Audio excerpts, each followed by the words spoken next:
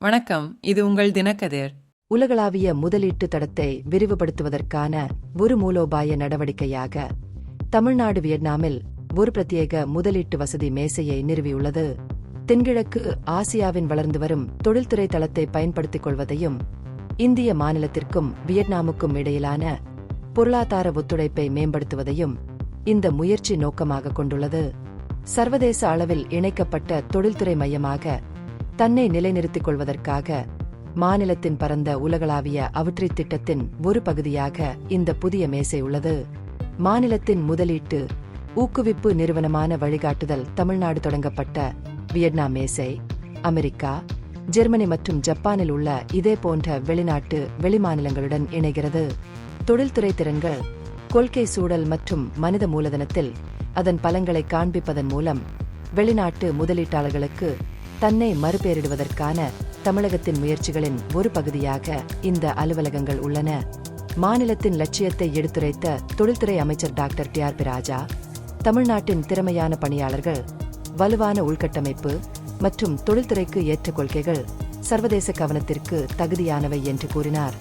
இத்தகைய வசதி மையங்கள் மூலம் உலகளாவிய இருப்பை உருவாக்க வேண்டியதன் அவசியத்தை அவர் வலியுறுத்தினார். வியட்நாம் மேசை தென்கிழக்கு ஆசிய நிறுவனங்களுடன் ஈடுபடுவதற்கான ஒரு மூலோபாய வழியாக செயல்படுகிறது.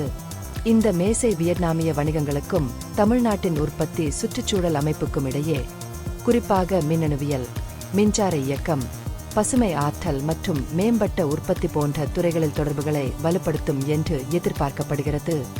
எல்லை தாண்டிய ஒத்துழைப்பை ஊக்குவிப்பதன் மூலம் உலகளாவிய விநியோகச் சங்கிலிகளை மாற்றுவதன் மூலம் உருவாக்கப்பட்ட புதிய வாய்ப்புகளை பயன்படுத்துவதை மாநிலம் நோக்கமாக கொண்டுள்ளது. டாக்டர் ராஜாவின் வியட்நாம் வருகையில் வியட்நாமிய மற்றும் தைவான் நிறுவனங்களின் உயர் நிர்வாகிகளுடனான சந்திப்புகளும் வியட்நாமுக்கான இந்தியாவின் தூதர் சந்தீப் ஆர்யாவுடனான கலந்துரையாடல்களும் அடங்கும்.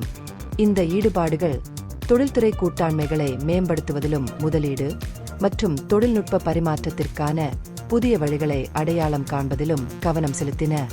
வியட்நாமிய மின்சார வாகன உற்பத்தியாளர் வினாஸ்டுடன் தமிழகத்தின் வளர்ந்து வரும் ஒத்துழைப்பு இந்த வருகையின் குறிப்பிடத்தக்க சிறப்பம்சமாகும்.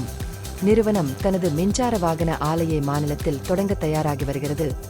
முதல் கட்டமாக ஆண்டுக்கு 15,000 யூனிட் உற்பத்தி திறனையும் 3,500 நேரடி வேலைகளை உருவாக்குவதையும் இலக்காக கொண்டுள்ளது.